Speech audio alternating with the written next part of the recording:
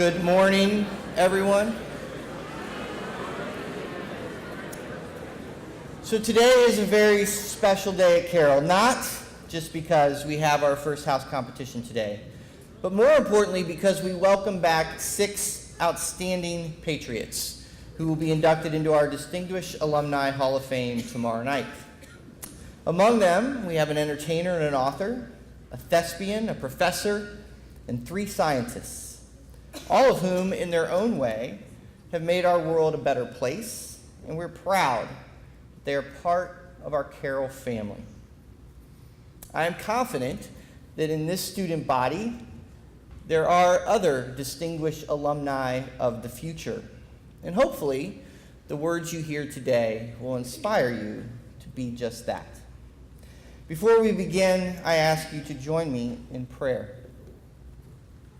In the name of the Father, and the Son, and the Holy Spirit, amen. Strong and faithful God, we thank you for the gift of Carroll High School and the people who make it strong. Bless all members of our community, especially these 6 people that we are honoring here today. They've given so much to our school, to their communities, and to our nation, to our world, and we thank you for instilling in them knowledge, skills, and passion to carry out your will. May their words inspire us today, Lord, and may you instill the same knowledge, passion, and talent in our current students, so that they may one day be more and do more for the world in which they live. In Jesus' name we pray, amen. In the name of the Father, and the Son, and the Holy Spirit, amen. With that, it is my pleasure to turn things over to our very own Mrs. Kilby, who will MC our ceremony today. Good morning, fellow Patriots. It is a distinct blessing for me to come to Carroll High School every day because this place is truly the best place to be. Each person in this building plays a part in making Carroll great. Today we are here to honor the newest members to be inducted into the Carroll High School Distinguished Hall of Fame. I'd like to share with you a little about the Hall of Fame itself, and then I will introduce to you this amazing group. In May of 2006, the Carroll High School Alumni Association decided to set up a Distinguished Hall of Fame. This was to be a prominent honor based on post-high school achievement. It was designed for graduates who were at least 15 years out of school. That means you seniors will be eligible in 2034. Be ready.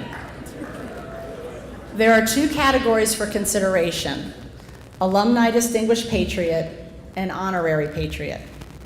The Alumni Distinguished Patriot Award honors graduates of Carroll High School who have made a significant impact on their communities and professions in one or more of the following ways: academic excellence, career achievement, Christian leadership, dedicated service, heroism, humanitarianism, cultural enrichment. The Honorary Patriot awards those who are not graduates but have made a lasting and profound effect on Carroll High School through their commitment to Catholic education and their active involvement, leadership, and support of this school. A plaque for each member of the Distinguished Hall of Fame hangs in the junior hallway above the lockers. If you've never had the chance to read those names or see those faces, I challenge you over the course of the next week or so to familiarize yourself with these special people who are excellent role models. And remember, you may be among this group someday. The first class of the Distinguished Hall of Fame was inducted in 2008, and the second and third followed each of the next 2 years.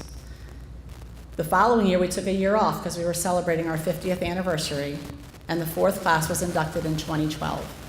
Since then, we rotate every other year with the Athletic Hall of Fame, so these celebrations are done on even-numbered years. I'd like to recognize the members of the Hall of Fame committee. These people set in motion all the necessary preparations for this event. The people on the committee are tireless workers, dedicated, fair, reasonable, and have a great love for Carroll. Please stand when your name is called and remain standing until all names are called, and then we'll applaud this wonderful group. First is Julie Whites, class of '94.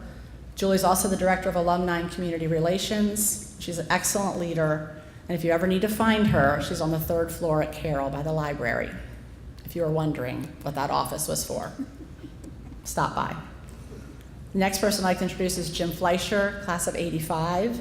Jim is also the committee chairperson and is outstanding in that capacity. Hopefully he will stay on.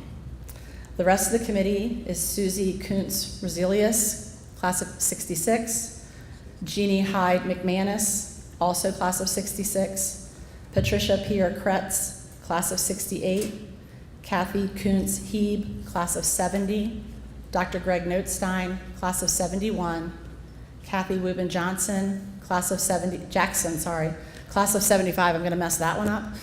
Dr. Alan Thurman, class of '78, Kim Tim, class of '86, Amy Sobleski-Whitman, class of '88, David Shahady, class of '89, Mark McNulty, class of '94, and myself, Jill Kilby, 25 years at Carroll and counting. Please give them a great Patriot welcome and thank you.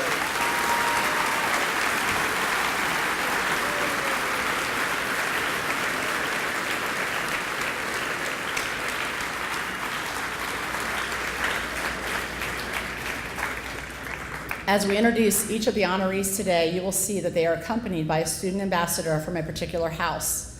Not only are they being inducted into the Distinguished Hall of Fame, but they are becoming members, honorary members, of a house.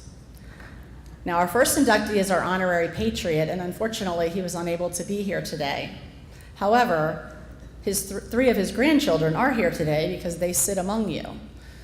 The inductee is Mr. Jim Hemmert, and his grandchildren are Marie Hughes, Mandy Whites, and Max Whites. He also happens to have 3 lovely daughters who work at Carroll High School, Julie Whites, Tony Whites, and Marcy Hughes. So Mr. Hemmert, many of you will know, or maybe your parents will know if they're graduates, served Carroll High School for 53 years, from 1962 to 2015 as an English teacher.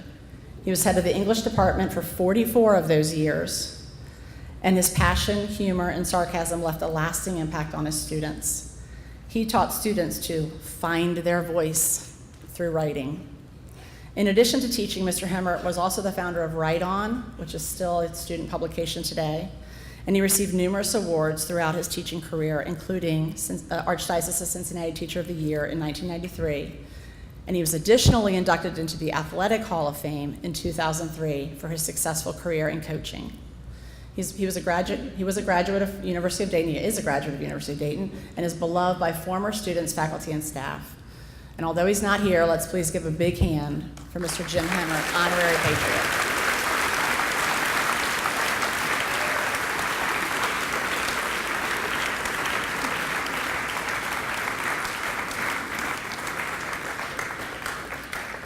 Now we are going to move on to our distinguished alumni inductees. Each of them will have an opportunity to share with you a little about themselves and how Carroll shaped them. We're going to start with Mercy House. Where are you, Mercy House? Thank you. Simon Jefferson is serving as the student ambassador for Mercy House. And Mercy House was named in honor of the Sisters of Mercy, one of the religious orders that helped establish Carroll, and is also named for the Year of Mercy, which is the year the house system developed. Simon, please stand with your newest house member, Mr. Mike Easterling, class of 1965.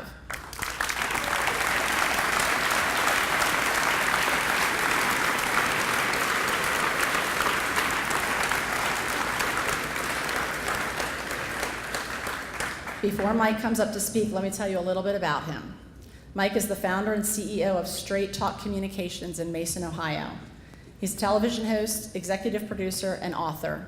Additionally, he received the 1991 Iris Award for his documentary, Not in Our League. His numerous acting roles include parts in The Wire, Homicide, and America's Most Wanted. He has traveled the nation as a humorist and speaker and received his Bachelor's of Arts from Howard University. He also holds a certificate in television management from the Kellogg School of Business at Northwestern University. Please welcome Mike Easterling. Good morning. Okay, a little bit more. Good morning. Give it up. Let me say my Mercy House people. Hello? Mercy House? There you go. Jill, thank you very much. I'm glad to be here with fellow Carroll students, fellow inductees, honorees. This is very touching for me. They said take 3 to 5 minutes, so I'll get started. I have a very unique story here at Carroll High School, and let me tell you about my very first day.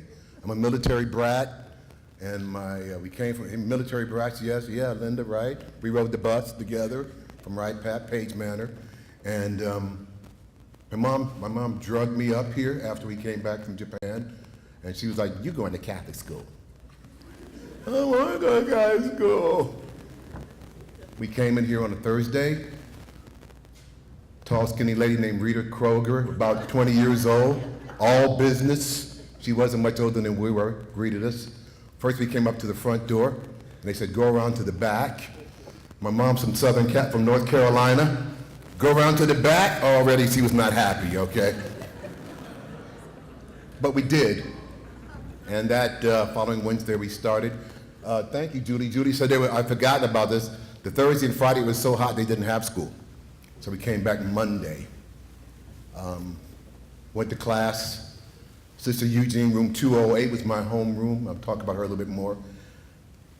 And began an experience that only God could put in my way. Brand new school, brand new high school freshman collision course.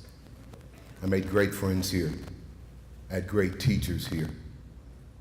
It was a long time ago. I wonder how my mom and dad could scrape together the tuition, which was a whopping $160 at that time. Okay, but that's okay because a Cadillac only cost $5,500 then. Okay, so that's how long ago that was. Great teachers, great education for me, and it shaped my life in many ways. Let's talk about just the education part first.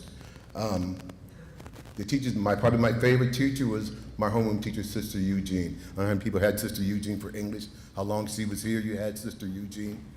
She was tall, very stately, more like a college professor. And I'll tell you one quick story. She told me I was always a pretty good writer, and she kept giving me papers back that said, you can do better. You can do better. And I'd work on it, and she finally said, now you're doing better. And I felt pretty good about that because you always want to please your teachers. A couple of days later, she gave me a paper back that said, you can do better. I was like, sister, you just told me I was doing better. She said, oh yeah, you're doing better, but you're not doing your best. And that stuck with me for a long time. You can always do better. No matter how good you think you are, you can do better. Athletes out here, when you make that ball today, and you make that play, no matter how good that play is, ask yourself, could I have been better, faster, reacted quicker, had my head in the game more? We can always do better. And I learned that from Sister Eugene. A couple other teachers, Sister Christopher, her partner in crime, came along and remember that, right? Mercurial, quick-witted, sharp, okay? Couldn't get anything by her. Another teacher that I really admired. And of course, with the priests, back then the priests only taught religion. Am I correct? Were they Franciscan? What was that? Jesuit? They weren't Jesuits. The priests were diocesan priests. Okay, I don't remember that. Father John Fay was probably everybody's favorite teacher. Father Fay, who we lovingly called Art Fay. And if anybody knows Pig Latin, you'll know exactly what we were talking to him about. And he was a great guy. An iconoclast, chain smoking, guy who had an open mind, allowed us to talk about things that were taboo. We could talk about the infallibility of the Pope with no repercussions. We could talk about, really was there an Immaculate Conception? We could talk about that with no repercussions. He allowed us to think outside of the box, and I'm thankful for it. He came back to our 50th anniversary reunion, and he was treated like a rock star, was he not? Everybody wanted to pose for pictures with Father Fay. The priests and nuns are gone, but you've got a great teacher here somewhere that you can admire, and I hope you do find yourself, your Sister Eugene or your Father Fay. That's what the school did for me. I didn't really want to be here for the first 2 years. I was like, there's nobody here but me. I mean, I looked that first day for other black kids, none. Looked the second day for other black kids, none. After a while, I told my mom and dad, it's just me. I'm all by myself. But during that time, the civil rights movement was going on, and I saw college kids, 19, 18, 20 years old, being punched, kicked, black and white, fire hoses. This stuff was just grainy video to you guys, but to us it was real, it was happening.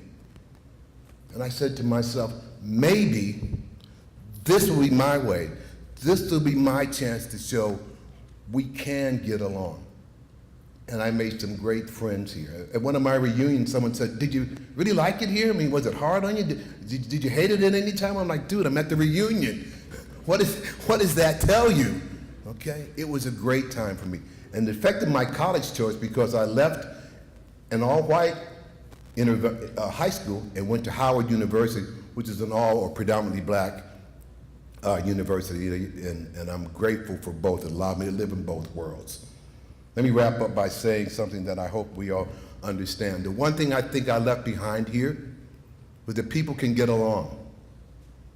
We don't have to look the same or be the same. When I came here, there were kids who had never spoken to, this is 1961, never spoken to a black person, never.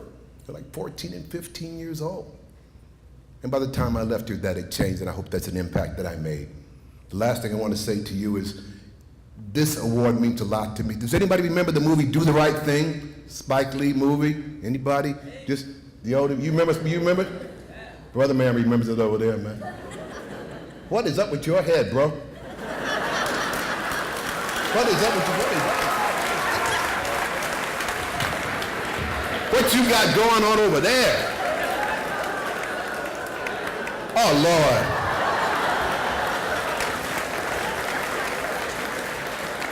Do they still give demerits? Because that dude, man, they still...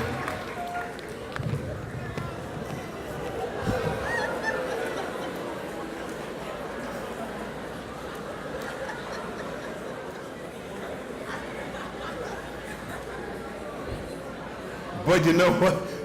But you know what? It's all good. I'm glad to see you here.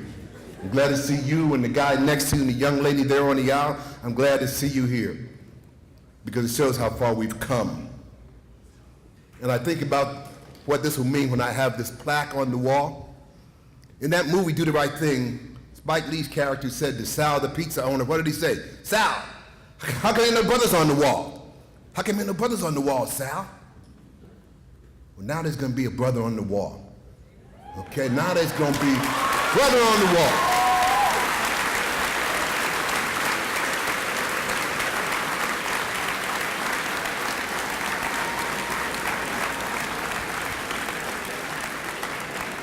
And I hope for every student, and especially those who look like me, this is motivation. This is inspiration. When you walk past that picture of that good-looking guy with the purple and gold tie on, sitting up there, you can say, I can be that. I can be him. Let me tell you one last thing that Carroll taught me. It's real simple, folks. If you have an open heart, it will lead to an open mind. Thank you very much for the chance to talk to you young folks. Take it easy. Thank you so much. Our next newest member of the Distinguished Alumni Hall of Fame is being represented by Trinity House.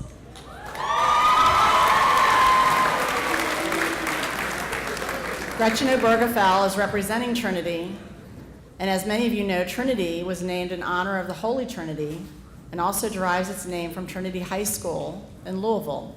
This is the school that was instrumental in helping us establish this house system. Gretchen, please rise with your newest house member and Distinguished Alumni Hall of Fame inductee, Mr. Jim Travenka, class of '66. I'm told that Jim is currently semi-retired, but I think he's still one of the hardest working people that I've heard about. He works for Area Show Technologies and volunteers for various local theaters. For over 35 years, Jim has served as technical director of Grand Rapids Civic Theater and School of Theater Arts. He also served as former president, board of directors of Circle in the Park, and was critical in the formation of the East Grand Rapids High School Performing Arts Center and the Aquinas College Performing Arts Center. Jim has received many awards, including the 2016 American Association of Theater's Distinguished Merit Award, multiple awards for his volunteer efforts in the theater community, as well as working in outstanding design. Jim has also hosted several theater workshops for Carroll High School. Drama students have gone to Grand Rapids multiple times and have come back just talking about all the wonderful things they learned. He received his Bachelor of Arts degree from Aquinas College. Please welcome Mr. Jim Travenko. I have to follow this. Don't worry, whoever follows me, it won't be as bad. Fellow Patriots, when I was a student here, if you told me I would be working in the theater for over 30 years, I wouldn't have believed it. I had no iota of an idea of what I wanted to be or do. But in 1965, the middle of my junior year in homeroom, they announced that the Freedom Players needed men for the play. Now, my mother and father both worked, so as soon as school was out, my brother and I were shipped off to that state up north that you don't talk about in Ohio. We lived with my grandparents in Grand Rapids, where I was born. It was great. There was a lake about a block from the house. My grandmother, aunts, and cousins were all involved in the community theater. I remember seeing my grandmother in Tennessee Williams' Summer and Smoke, my aunts and cousin in the play Desperate Hours, and another cousin in the melodrama 10 Nights in a Barroom.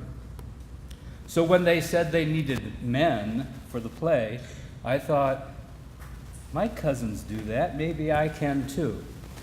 I auditioned and got a bit part in The Thread That Runs So True, starring Tom Clark. But more importantly, I was accepted into the theater family. I experienced Mrs. Maxine Stuckey, a real theatrical character. She was larger than life. I got to work with Mr. Arthur Stuckey and other students to help build the sets. I discovered a talent I never knew I had. At the end of the semester, I was elected president of the drama club. Don't ask me how. I learned later that one female was a bit upset that I was elected after only being in the club for half a year. We went to senior prom together the next year, so I guess she must have forgiven me. She went off to Athens, Greece for 2 years, and I went back up north to Aquinas College. I really enjoyed math at Carroll, so I decided I was going to be a math teacher. Then one day, very early in my freshman year, I was in the snack bar, and behind the counter was this redhead. She says to me, out of the blue, "You like theater, don't you?" How did she know that I like theater? That just goes to show you how slow I was, because she probably said that to everybody that day. Yeah, I like theater. Well, we need help at the theater. So off to the theater I went. At the end of my sophomore year, I had to declare my major. I was taking 4 hours of calculus and 3 hours of number theory and spending all my time at the theater. Calculus was a snag, but number theory was a bit harder, and the professor was the head of the math department. She was a Dominican sister we called Sister Smiley. Of course, not to her face. I told her I was going to change my major from math to theater. She looked at me with a smile on her face and said, "I think that's a very good idea, Mr. Travenko." I got a degree in theater. I then went to Wayne State to work on a master's degree in Detroit. But 6 months in, my apartment was broken into and everything was gone. So back to Grand Rapids. When the Grand Rapids Civic Theater technical director left for another job, they offered me the job. I had previously volunteered there. I was employed there for 37 years and still volunteer there and other theaters to this day. Why am I regaling you with all these little incidents in my life? I have come to a conclusion. It probably would have come to me sooner if I'd been paying more attention to Father Barledge or Father Kammer in religion class here. But I firmly believe that God looks out for me. God puts people in my life to help me, and I am put in other people's lives to help them if I can. God gave me a talent I never knew I had until it was revealed to me here at Carroll. If someone can use me and my God-given talent, it is up to me to help. Oh, and by the way, I married that girl from drama club 8 years later.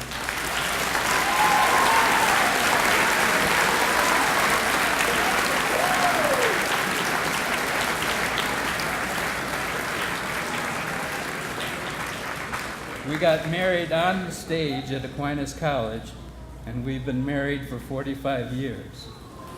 Thank you, Carroll High School. Thank you so much, Jim. Next, we're moving to Charity House.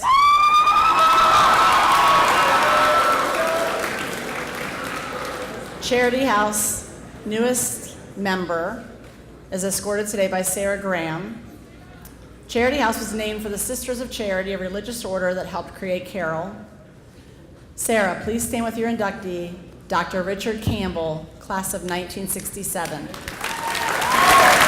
Dr. Campbell has served Miami University in Oxford, Ohio as professor of media, journalism, and film since 2004. He led the restructuring of the media studies program there and was chairman of the department from 2010 to 2018.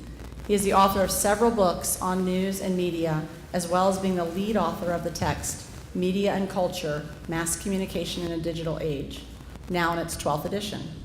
He has received numerous awards for his outstanding teaching and is also a member of the Cincinnati Public Radio Board of Directors. He is founder of Report for Ohio, a statewide initiative aimed at getting more young journalists hired to cover underrelated or underreported areas in rural and urban communities. He was a member of the Planning Committee for the 20th anniversary of Dayton Peace Accords and has a Bachelor of Arts in English from Marquette, and Masters of Arts from the University of Wisconsin-Milwaukee, and a PhD from Northwestern University. He has also taught at many other universities before coming to Miami. Please give a warm welcome to Dr. Richard Campbell. Hi, everybody. This is really weird being in here. Ran a lot of wind sprints in here and missed a lot of shots in basketball. They used to have a rope climb. Do they still do the rope climb? God, that was dangerous. Thank God. They used to tuck them up there. I could never get up that rope, by the way, until the end of my first semester here. Principal Zableski, faculty, students, staff, and my fellow inductees, and the Hall of Fame committee. It's an honor to be here. In 1967, 4 of us from the Campbell family were here at the same time during my senior year. And my mom, who is now 92, volunteered in the cafeteria. She will be at the dinner tomorrow, where she will see some evidence that putting 4 of us through Carroll has finally paid off. So 55 years ago, this month, 1963, I was running wind sprints in this gym. I was 6'2", 144 pounds, and I couldn't get up the rope. I worked hard, though, and got up by the end of the semester. That was a kind of metaphor for me. I was weak, and I got stronger at Carroll in a lot of ways. I played 3 sports here. I should say I was an athlete and I was a nerd. I played 3 sports. I was president of the sophomore math club. I remember helping win a WING radio competition. Some of my fellow class folks from that era will remember. We won a signature signing competition, and this American Beatle pretender group, the Beau Brummels, came here to perform. And they had a few hits, so it was a really big deal. I remember some of us from the football team being recruited as actors for a play because they didn't have enough guys. And I sang a solo in that play on this stage, and I was terrified. Carroll helped me get ready for life. Last year, as the volunteer editor for my 50th year reunion newsletter, I told my classmates of the story my first semester in college at Marquette, where I began appreciating how Carroll had prepared me. Among the 40 guys in my dorm wing that first semester, the average GPA was 1.9. Mine was 3.6.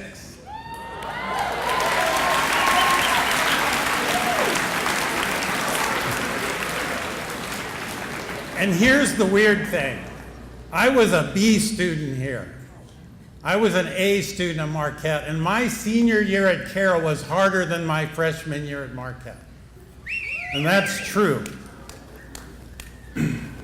One of the big differences for me was my preparation as a writer, thanks to Sister Marie Christopher, who I had in English my junior and senior year. She taught me to avoid the verb forms of to be, action verbs, please, and to capture detail, show, don't tell.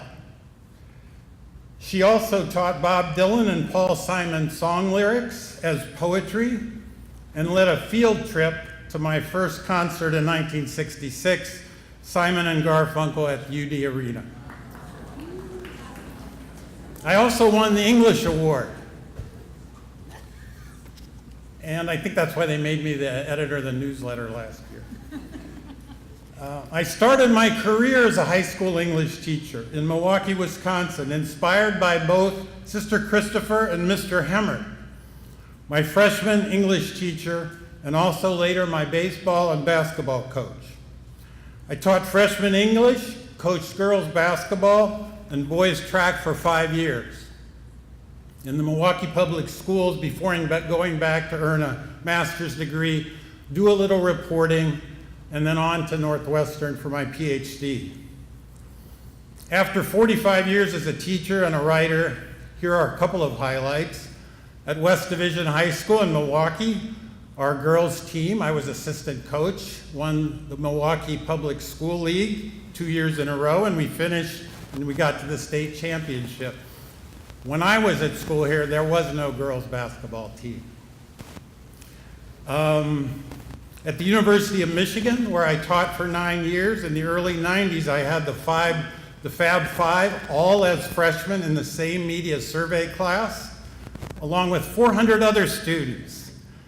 That semester was a zoo.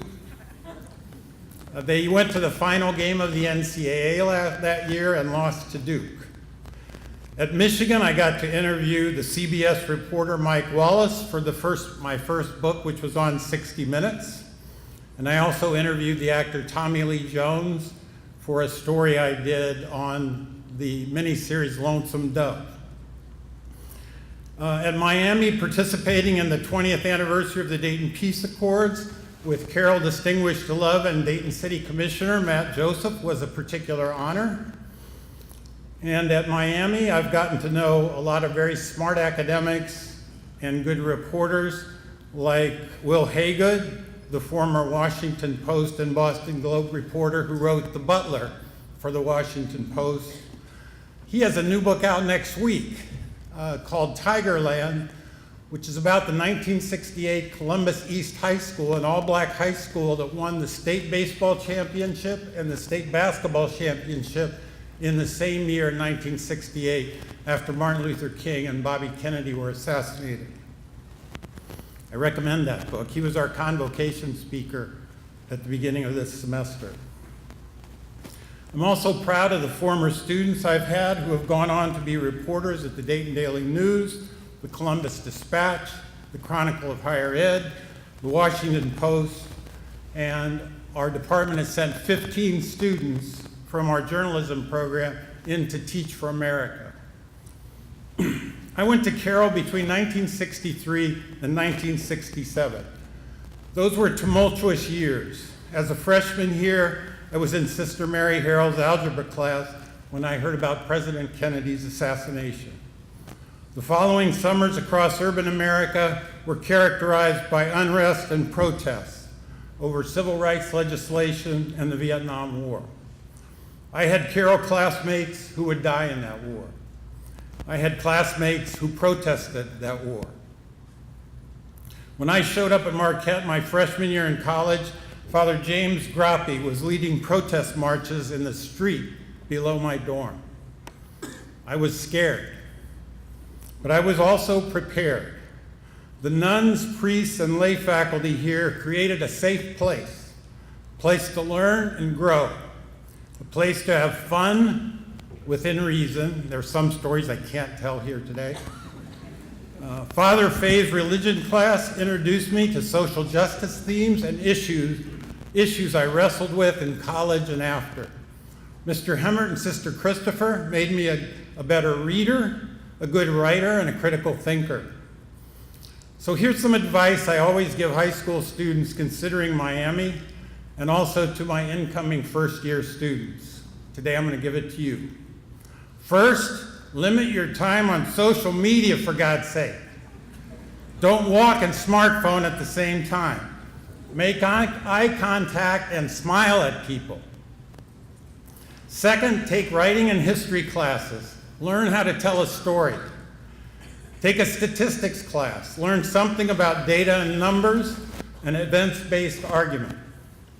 Take a journalism class. Learn about documenting a story, and it will help you get rid of useless adjectives and adverbs that tell and don't show.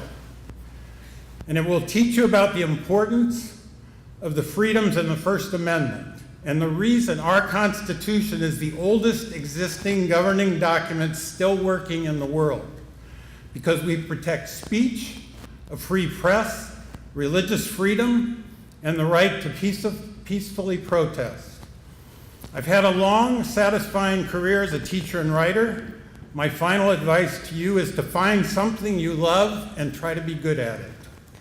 Finally, I'm here from Miami University and happy to start recruiting you.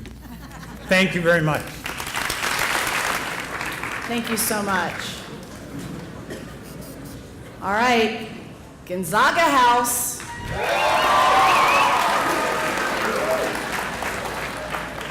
Nice touch, thanks. Our newest member of Gonzaga House is joined by Laura Palenka. Gonzaga House was named in honor of Aloysius Gonzaga, a Jesuit priest, patron saint of young students, as well as plague victims. Laura, please stand with your inductee, Dr. Mike Pleiss, class of 1971. Dr. Pleiss is a medical chemist. So I'm going to try to say some real smart, science-y words right now. Wish me luck. He has over 35 years of industrial experience in pharmaceutical research and a proven track record in the design of novel small molecule drugs in several therapeutic areas.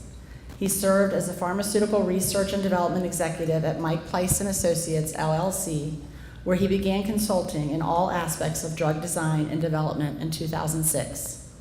He also served as Vice President of Global Chemistry and Drug Metabolism and Pharmacokinetics at Elon Pharmaceuticals. He was a reviewer for the Muscular Dystrophy Philanthropy Investments and a visiting scientist for Children's Hospital and Oakland Research Institute. Dr. Pleiss has received over 120 patents for prevention and treatment of Alzheimer's disease, rheumatoid arthritis, multiple sclerosis, and other inflammatory diseases and brain diseases, and has written hundreds of articles for hundreds of publications. Additionally, he has served the homeless in California, Hawaii, and Ohio. He received his PhD in medicinal chemistry from University of Kansas. Please welcome Dr. Mike Pleiss. Well, I hope I do Gonzaga House proud.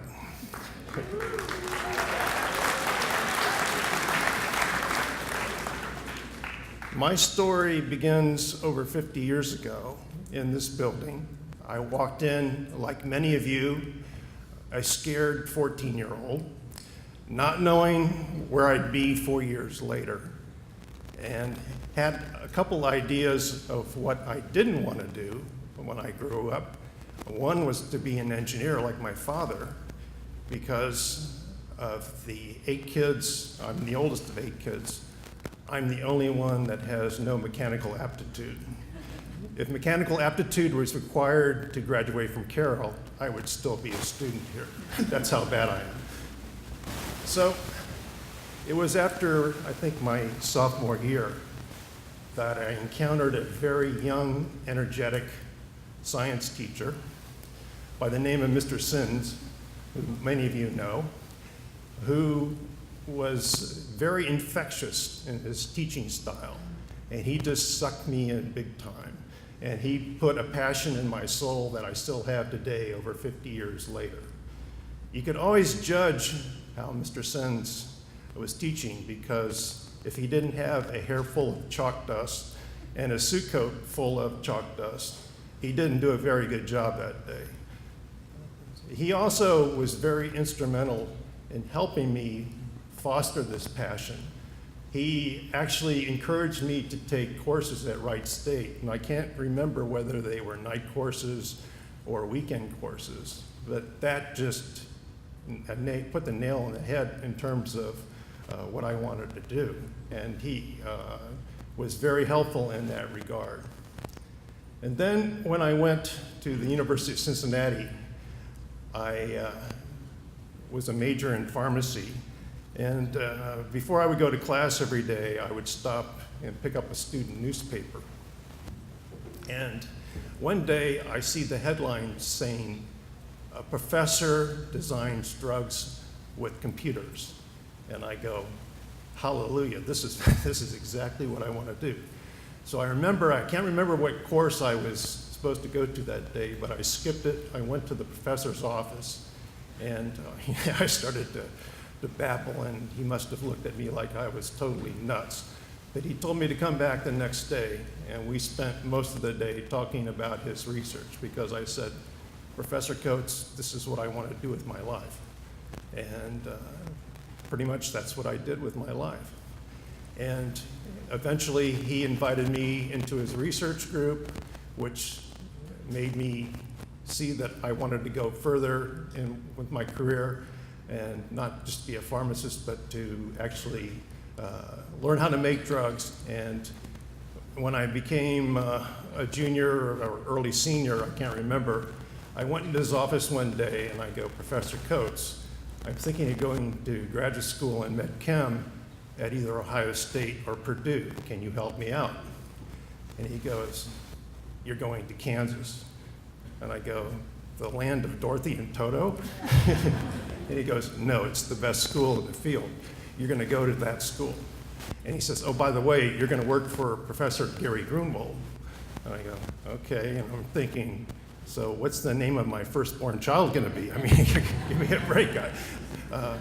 But it turns out that he was spot on. It was a very tough program. A lot of people didn't make it. But the one thing he didn't tell me was that when I got there and met with Professor Grunwald, that Professor Grunwald was a blind chemist. So I called up Professor Coates and I go, "I just want to let you know that I made it to Lawrence and I met with Professor Grunwald, but you forgot to tell me he was blind." And if you have taken any type of chemistry courses, you know that chemistry is extremely visual. Everything we do is structures, and that's how we communicate. We don't talk in words, we talk in structures. But he told me some very sage words. He said, "Mike, don't worry. Gary is probably one of the most awesome people I've ever met. Work with him, let him mentor you, and you won't be sorry." And I'm not sorry. 35 years later, I'm not sorry. So that's my message to you, is if you have a chance, find your passion here. I mean, everybody knows that Carroll, if you do well and you work hard, you will get into a good university or a good college. That's sort of dogma now. But you should use your time, because since the 50 years that I've been here, the programs have expanded so much that if you have no idea what you want to do, you have a chance to explore lots of different areas. So find your passion as soon as you can, nurture that passion, and you'll never be sorry. Finally, I want to leave you with something totally unrelated, but I think you'll get the message once I talk about it. And that's to live every day to the fullest. And you're going to go, how are these things related? But as you all know, this week we celebrated the 17th anniversary of 9/11. And I realize that most of you weren't even around in 2001 to experience this, but probably your parents or your grandparents or your history classes have taught you a little bit about this major event in the United States. So let me give you a quick synopsis of 9/11, and let me try to tie all this together so you see where I'm going. So on September 11th, 2001, there were 2 planes from Newark, New Jersey, and 2 planes from Boston Logan Airport that were hijacked early in the morning. The first plane crashed into one of the towers at the World Trade Center. The second plane crashed into one of the towers at the World Trade Center. And the third plane crashed into the Pentagon. The World Trade Center, both of those collapsed, killing thousands of people. The Pentagon crash killed hundreds of people. And there was a fourth plane. It was a United Airlines Flight 93 that left from Newark and was bound for San Francisco, but it was also hijacked. And it was destined to crash into the Oval Office at the White House. But because of the brave people on board, they diverted the plane and it crashed in a field in Pennsylvania. Well, on September 11th, 2001, I was supposed to be on United 93. This is something I did every other month as part of my job. I worked for Alumni Pharmaceuticals, as you heard, which is a major Irish drug firm, and we had a big collaboration, and I worked in San Francisco, not in Ireland, and we had a big collaboration with a major firm in Princeton, New Jersey. So every month we carved out the 9th, 10th, and 11th. So one of the groups would fly, we would fly from San Francisco to New Jersey on the 9th, have meetings on the 10th, and then take United 93 back. Since it was the first flight in the morning, we get back to San Francisco by 9:30, so it wouldn't be a problem. But about 2 weeks before 9/11/2001, the CEO of the company calls me up and says, I want to have a meeting in Dublin on 9/11, and you and a bunch of other people have to be there.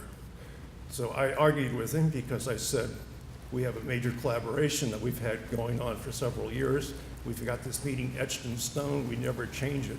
He says, change it.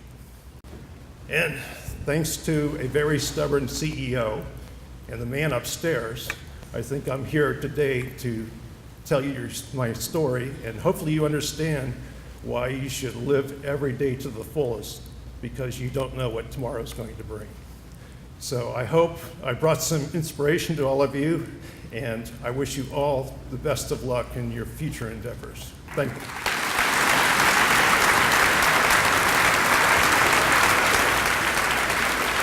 St. Mary's House.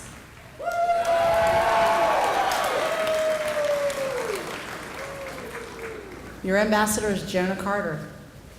St. Mary's House, of course, is honored by in honor of one of the city of Dayton's oldest churches, and also honors the Blessed Virgin Mary.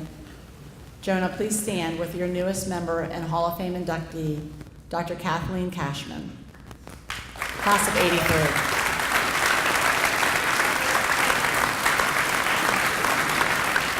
Dr. Kathleen Greenie Cashman is the top of her field in virology research. I have a lot of science words again, sorry, I'll do my best. She works in vaccine development for the Ebola virus and Lassa fever. She holds 2 patents for the Lassa vaccine along with its delivery method and has developed more than 25 publications and presentations nationally and internationally. Dr. Cashman is an investigator at the nation's premier biodefense lab, the United States Army Medical Research Institute of Infectious Diseases at Fort Detrick, Maryland, where she develops and tests vaccines and therapeutics to combat some of the world's most dangerous viruses. She is the only person to win the prestigious Heilman Outstanding Abstract Award from the International Society of Vaccines twice.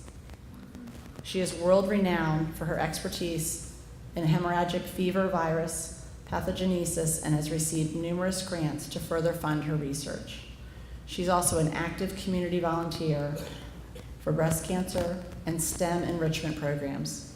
She received her Associate of Science degree from Sinclair, her Bachelor of Science degree from Wright State University, and her Master's from California State University, Long Beach, her doctorate degree in microbiology and immunology from Georgetown University. Please welcome Dr. Kat Cashman. Hello, everybody. It's a great honor to have been inducted into this Hall of Fame. Didn't see this coming at all. So I was thinking about what I would talk to you all about today, and then I thought about the fact that I have a niece and a nephew in the audience, and what type of unsolicited advice might I inflict upon them from this podium, and then bring you all along for the ride. So then I decided to talk about the power of failure. The power of failure. What is she talking about? She's crazy. She came all this way to talk about failure, but I want to challenge you to change the way you think about failure. So let me explain. Many of us, most of us, maybe all of us, fear failure. It's something to be avoided at all costs. But if you haven't failed at something, then you haven't been trying hard enough. You haven't been pushing yourself hard enough. Failure is the gateway to success. It teaches you what you need to do to succeed. But you knew there was going to be a big but only if you change the way you think about failure. Failure is just failure unless you change the way you view it. Let me tell you a few things about that from my own personal experience within these walls. So as a very young person, I had a lot of dreams and ambitions. At different times, I wanted to be a veterinarian, a detective, a writer, a fashion designer, a professional musician. I was a proud member of the Marching Patriots. I wanted to be a pilot, a scientist, but most of all, I wanted to be Wonder Woman. But that job was already taken, so I had to move on. But the point is, as a young child, I felt limitless. I didn't know failure because as a child, you just dream.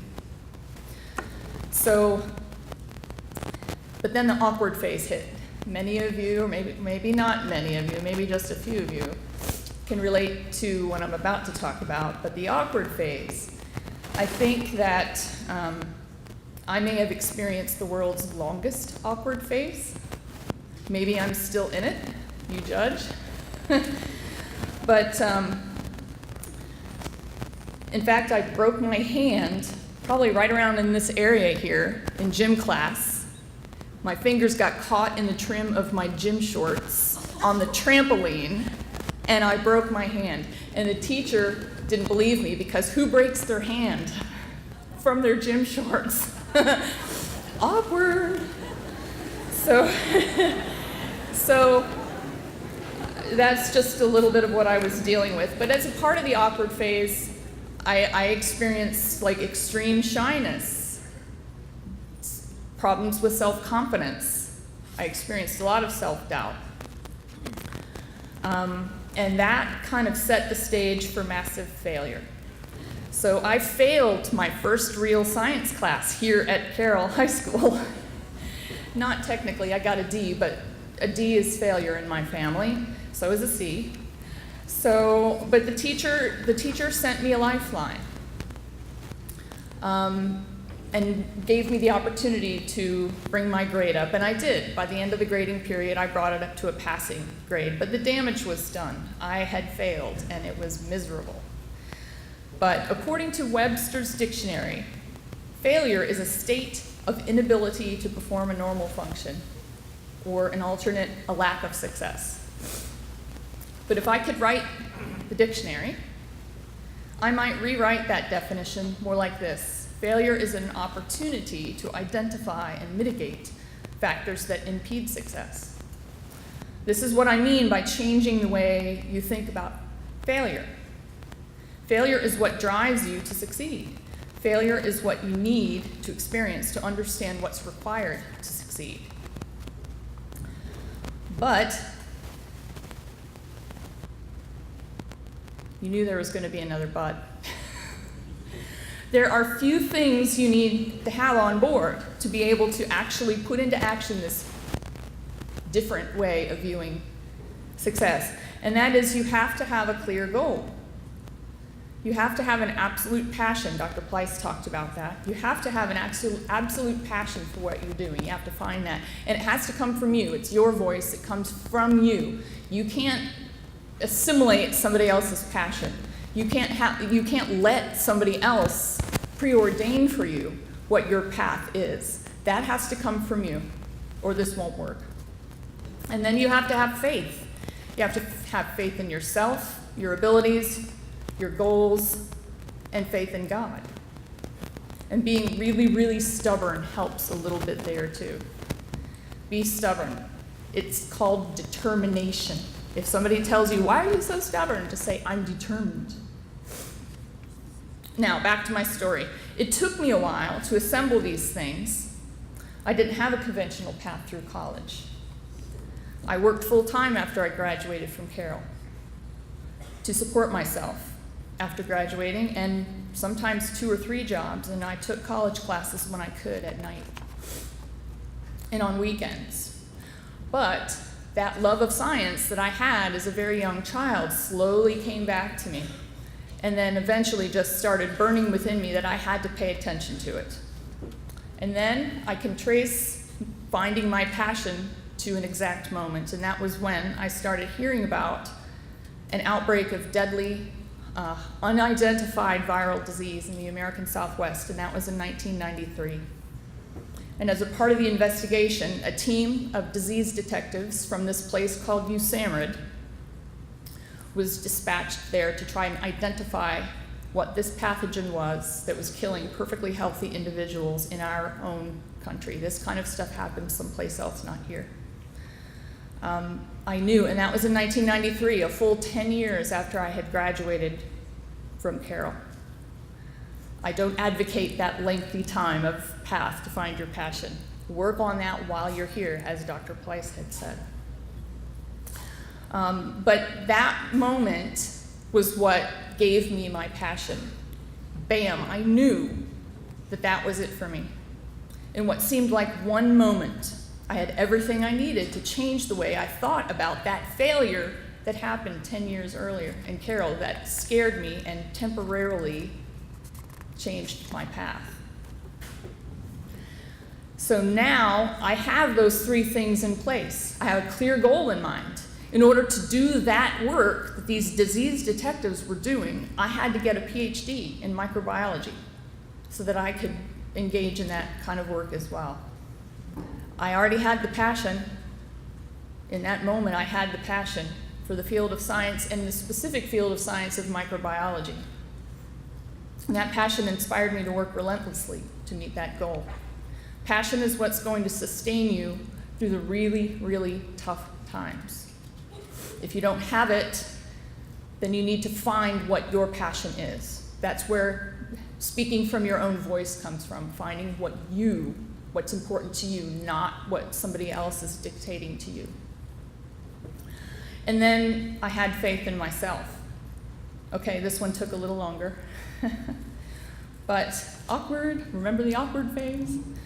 The faith in myself was hard-earned, but it was what was necessary for me to make it through. So I had all of those things. I had faith in my stubbornness more than anything else until I started to achieve academic success in what I had thought how I measure success.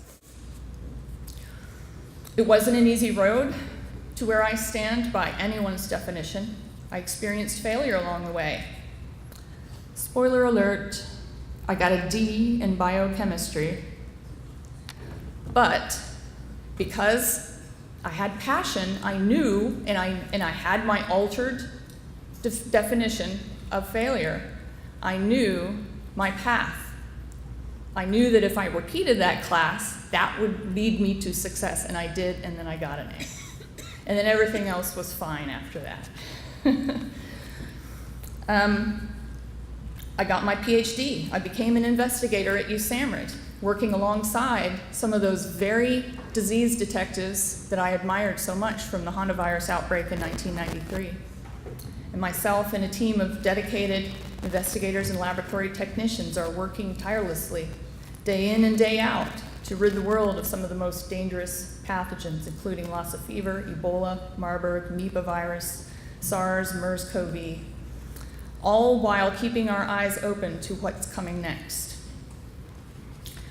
I hope that by telling you some of this experience gets you to think about what failure means to you and try to change that failure into thinking about how it will lead you to the successes that you will undoubtedly experience in your life.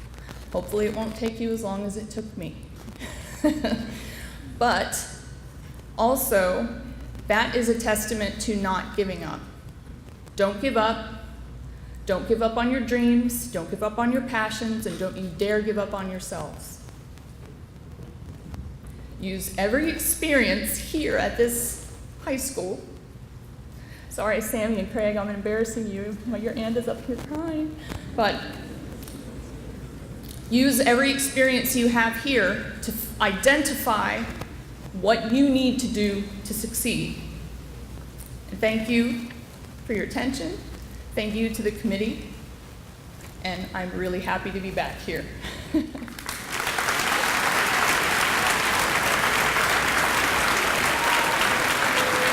guys have been an amazing audience so far. We have one more inductee to this already impressive group.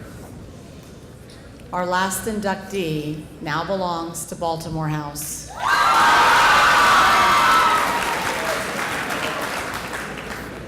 The ambassador for Baltimore House is Luke Draper. Baltimore is named in honor of John Carroll's title as Bishop of Baltimore. Luke, please stand with the newest member of Baltimore House and inductee into the Hall of Fame, Dr. Mark Draper, AKA Luke's dad. Dr. Draper is a fellow and principal scientist at the Air Force Research Lab, AFRL, 711th Human Performance Wing. He is a retired lieutenant colonel for the United States Air Force who received numerous commendation medals, including the Meritorious Service Medal. Since leaving the Air Force, he has continued as a civilian researcher for AFRL. He is the winner of the 2017 AFRL International Science Award, the 2012 Harold Brown Award winner, which is the highest award in the United States Air Force for science and technology. He's the 2011 AFRL Fellow inductee, and he received the 2010 Harry G. Armstrong Scientific Excellence Award. He has led multiple studies to help resolve critical mission issues for the United States Air Force and has also led 6 separate multinational NATO research teams. He has written over 80 publications to date and has presented research in over 17 countries. He received his BSc from Wright State University his MSE from the University of Washington, and his PhD in Human Factors Engineering from the University of Washington. Please welcome Dr. Mark Draper. Hello, everybody. Before I get started, I just want to remark about the rope climbs that was mentioned earlier. You guys don't know, but what it was is there were a couple ropes in that part of the gym that was attached to the upper rafters all the way to the ground. And Coach Spurl, who was also our gym teacher, basically made us try to climb it. And all the guys tried to climb it, each one after the other, which was kind of crazy because you could get near the top, and if you slipped, you'd have a pretty long fall. And the really funny thing about it is the next person up had to secure the rope to keep it taut by laying underneath the guy that's climbing the rope. So if you fell, not only were you injured, but you'd injure your buddy who's holding the rope for you. Anyway, good times, good times. So it's a great honor and privilege to be here, and very, very humbling as well to receive this recognition from Carroll. There are great words that we've heard already, really fantastic. I just have a few more to add. But before I do, I just want to acknowledge something that's already been acknowledged, and that although my son Noah is not here anymore, he graduated a couple years ago, I'm really proud to be sharing this experience and this stage with my youngest son, who is a long line of Drapers going through Carroll High School, and that's Luke David Draper right there.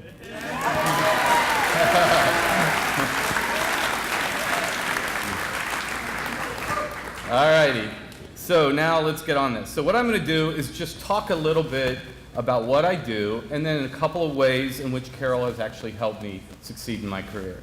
So when I was a senior, I didn't know what I was going to do. I knew I was going to be an engineer. I got a scholarship to the Air Force, so I knew I was going to be an engineer, but I didn't know what type.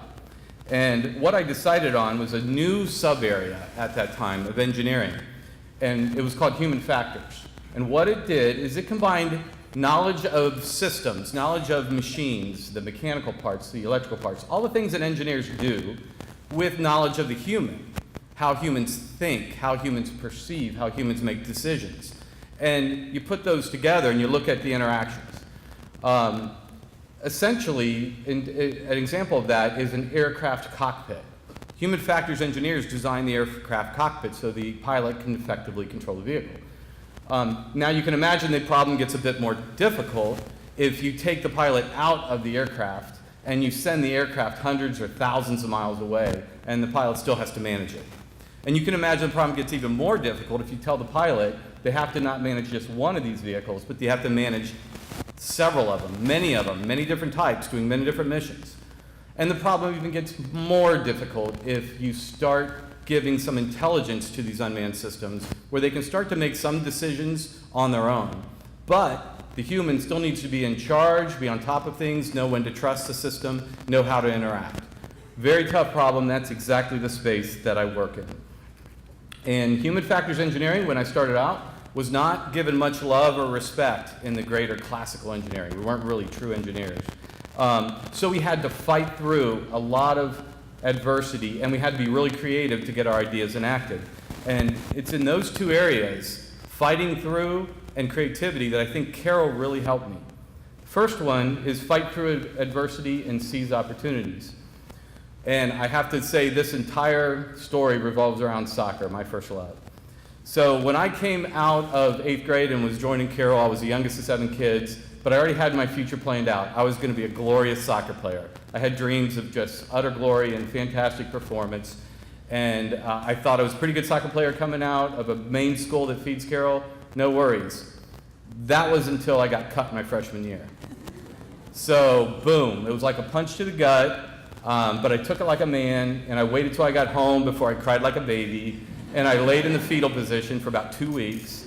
Didn't want to talk to anybody. But then I decided I needed to do something extreme, had to resort to extreme measures to sort of get back on my feet, because nothing was working. And I decided to do the most extreme thing I could do at Carroll, and that was join the Carroll wrestling team. And wow, that was an experience. Absolutely. Wrestlers are amazing.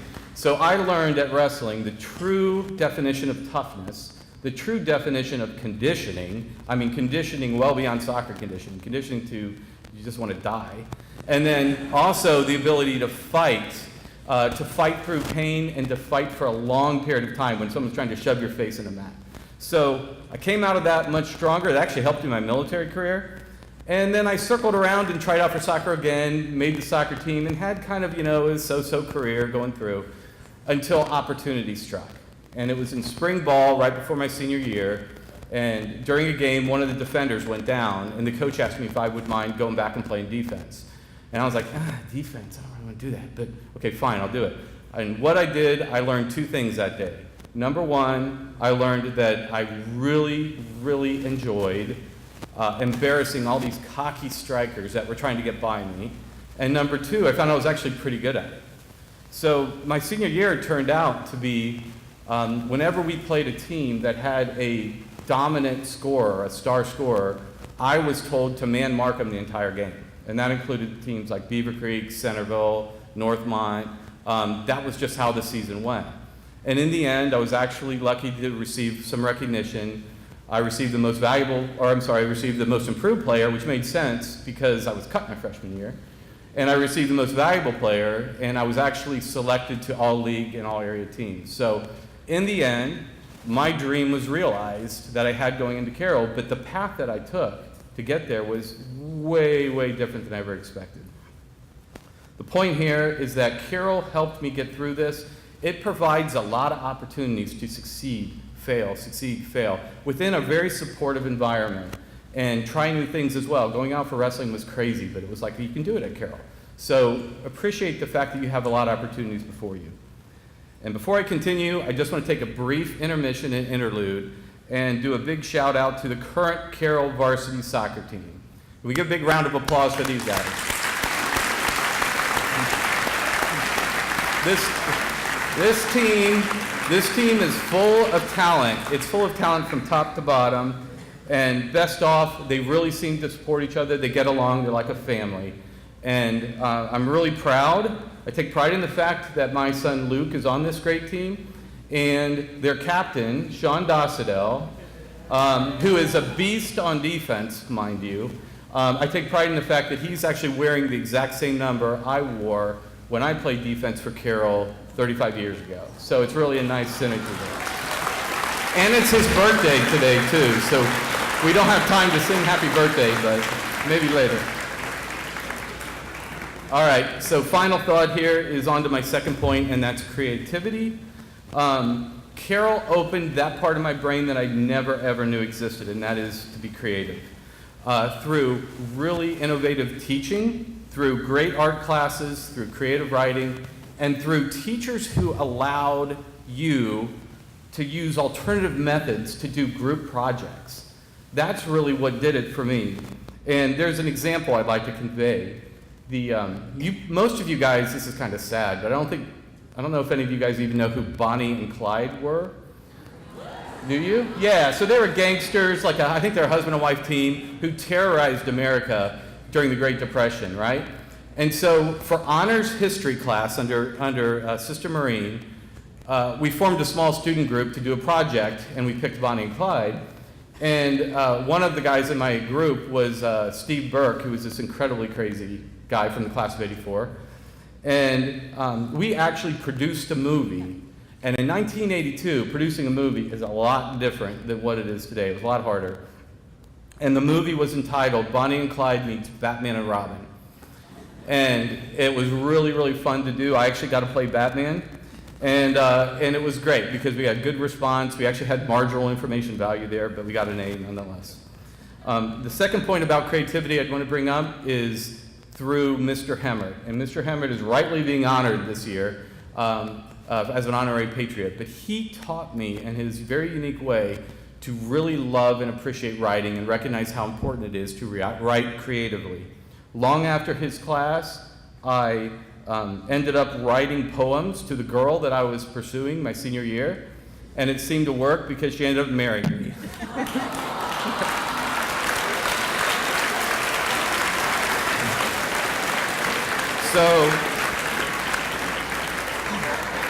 And she's right there, Luke's mom. So, so bottom line is, developing your creativity is so important. It can help you think outside the box, design new and innovative solutions to problems, better articulate your ideas and your proposals to get them accepted, and best of all, it allows you to have a lot more fun doing work than you normally do. So being creative is a really good thing. It helped me a lot because being in an underappreciated area of engineering, if you think outside the box, you come up with innovative solutions, you get noticed. And you actually get your ideas pushed through, and you change the world. So anyway, that was my second point. So in closing, I just wish each and every one of you a fantastic, memorable, and creative time while you're here at Carroll. And please know that you're now that we're all part of an extended family, the Carroll family, that will only grow and become stronger with each passing year. So thank you.